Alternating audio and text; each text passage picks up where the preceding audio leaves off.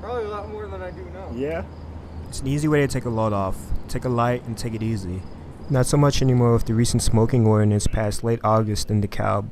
Now smoking in the wrong place could be a high price to pay, hundreds of dollars even. The ordinance could negatively affect the many restaurants and bars, like the ones downtown, and Dave Jacobson is well aware of the impact of the ban on DeKalb businesses. Our biggest tax in DeKalb is our restaurant and bar tax, and we need every penny of tax money coming in right now.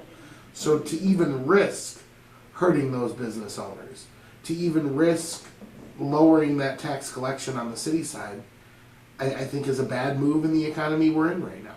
Mr. Jacobson voted against the ban but couldn't do enough to convince the other policymakers to do the same, and businesses have to deal with the reality regardless. I'm being taken out onto the patio of O'Leary's restaurant, empty and quiet that day and possibly more so now that smokers have to stay away, about 15 feet away from any public patio, which could leave you in the middle of the street. His business is tough to run in downtown DeKalb and doesn't receive as much traffic as other high traffic areas like Sycamore Road. And it doesn't get any easier when you think city policymakers are out of touch. We've got people up there making decisions for bars and restaurants, and they are so detached from the reality of each of the businesses.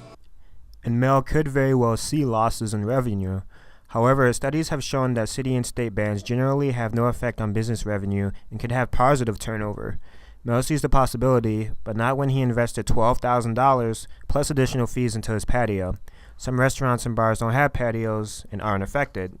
Mel says that's only when business owners all have a fair shake that the ban could be justified. It's not a level playing field if you're instituting in a small town, and this certainly is a small town, or driving people to other businesses in surrounding communities, and that's, just adds more financial distress.